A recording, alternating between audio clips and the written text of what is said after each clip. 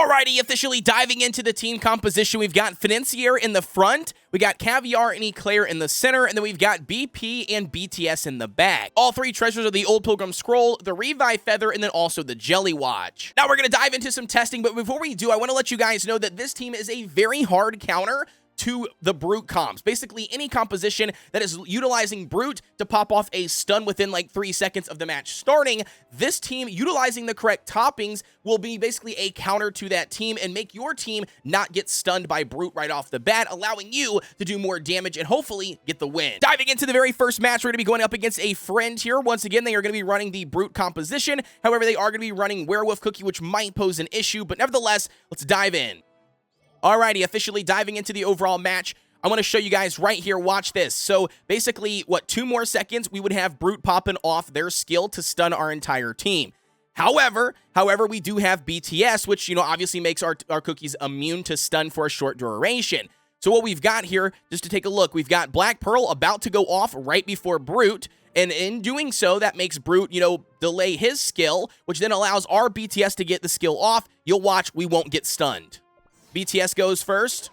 Boom, there it is. BTS goes. Look at that. None of our cookies get stunned from getting hit by Schwarzwalder or Brute, Charles, whatever you want to call him.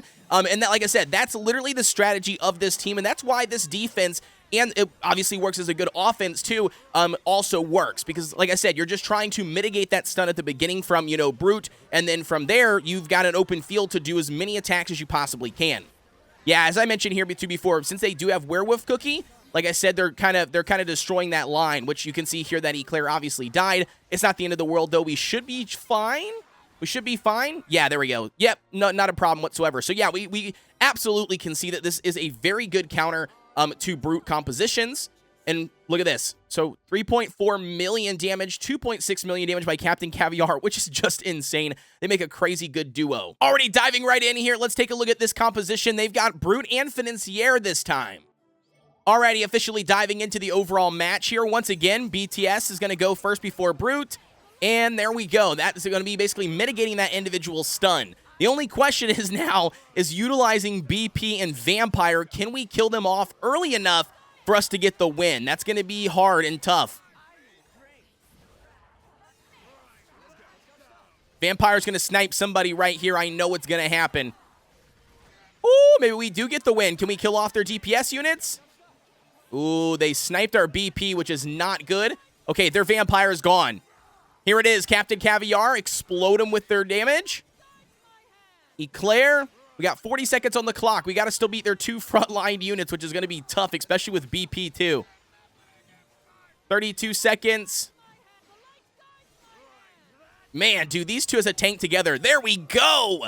That is what I'm talking about. So, yeah, man, that mechanic comes in clutch with that BTS going first. Basically, Black Pearl goes first with Black Pearl.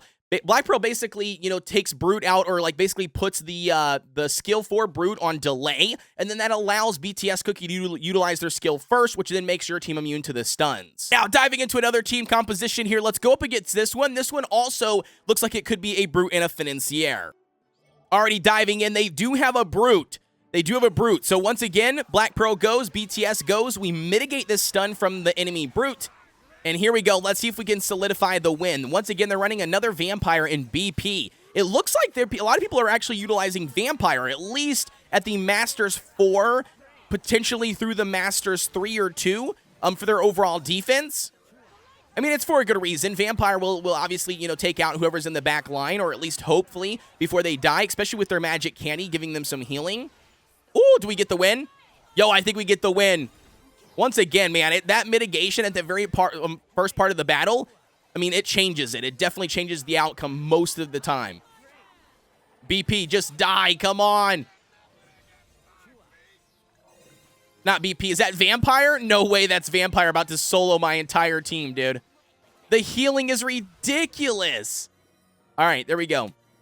All right, for the overall damage on this one, 1 million for Financier there at the last second. We've got 1.9 million for Caviar, 2.2 million for BP, and 1.2 million for Eclair. Already diving into the overall toppings, Financier is going to be running a full Swift Chocolate build, all right? The main focus is going to be the 15% for the overall cooldown, which means you can get that without having any substats for cooldown on any of the toppings, and that's going to be actually what you want Instead, for the substats, you need to be focusing in on damage resistance. For Captain Caviar, we're going to be running a full searing raspberry build. The idea here is going to be trying to get as much damage resistance as you possibly can, alongside crit percent and attack percent. Now, Eclair is going to be running a full solid almond set. There is going to be a stipulation of some cooldown. You can see I'm running 7.8%, and it is working, but a lot of people do suggest running 8% for the overall CD. The rest of it, you want to stack into as much damage resistance as you possibly can. When it comes to Black Pearl, we're running a full Swift Chocolate set. We've got 18% for the overall cooldown, and we still maintain 25.8% for the damage resistance.